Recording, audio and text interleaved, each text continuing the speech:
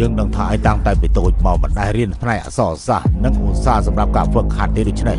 យើងមិនរៀបចំគ្រូអក្សរសាស្ត្រនេះឲ្យឯងថ្ងៃស្អែកនឹងបង្រៀនឯងសរសេរអក្សរផ្ចង់និងស្នាដៃអក្សរសាស្ត្រពីវិធីខួបកំណើតសង្ឃឹមថាអ្នកទាំងអស់គ្នាមិនធ្វើល្មាហើយក៏មិនដឹងថាការវិជាតិមុនយើងប្រើឈាមចំនួនទឹកឆ្នាំយើងក៏បាត់ធ្វើជាជក់តែវាបានគេចាត់ទុកថាបានសម្រេចនោះទេឯងស្រាប់លើហើយរនៅថ្ងៃស្អែកលោកគ្រូនឹងបង្រៀនឯងត្រូវតែខិតខំរៀនសូត្រកុំឲ្យគ្រួសារយើងខ្មាស់គេហេគេចង់ធ្វើស្អីនឹងឬមួយគេក៏ចេះសរសេរអក្សរដែរគឺមិនអាចទេគេគ្រាន់តែជាមនុស្សគោម្នាក់យ៉ាងច្រើនចូលសាលារៀនភាសាគោគេមិនអាចចូលរួមទេការសម្រេចចិត្តសរសេរអក្សរ5ទូគឺរុញចុចតំពួក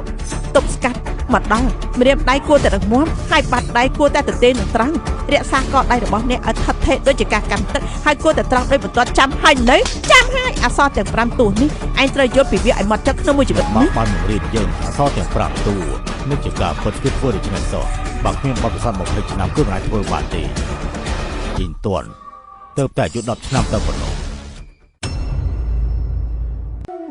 ក្បាលដង្កូវនាងលោតផ្លាទីខ្លាំងដូចជានាគគួរភ្ញាក់ផ្អើលពិតជាពាក្យល្អមែន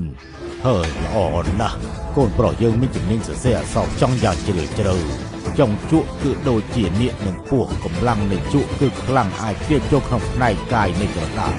ពិតជាល្អណាស់មានភ្នែក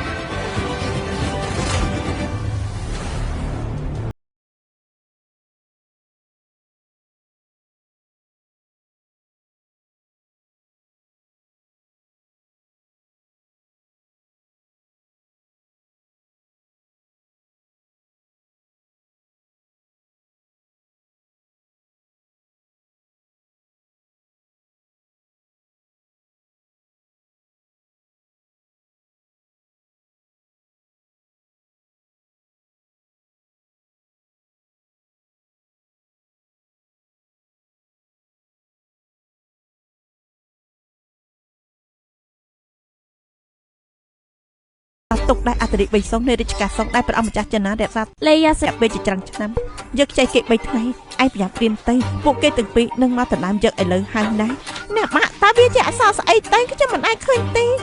នេះគឺជារូបវាស្ដាងគឺអត្តរិទ្ធ3សងជាអ្នកបង្កើតច្បាប់លឿនហើយឆ្លាតការសរសេរដោយដៃគឺស្ដាងហើយត្រង់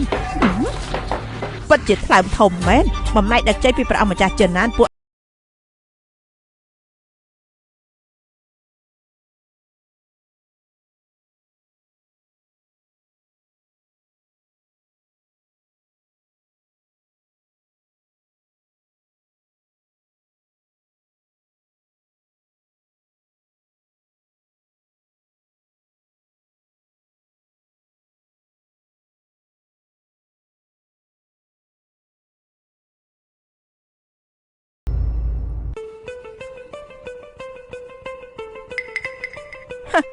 បន្ទប់សិក្សាសិល្បៈសំរុំផ្លូវការ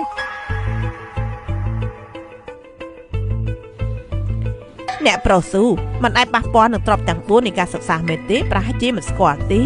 នេះគឺមានតម្លៃរាប់រយម៉ឺនតុសិក្សាឈើក្រហមផលិតឡើងមនុស្សជាច្រើនជាពិសេសគឺប្រដាប់ដោះថ្នាំជក់នេះនិងกระดาษជីសៀនតាមពិតទៅពីជ្រុងភ្នំតកកវាមិនពិបាកសម្រាប់ឯងទេ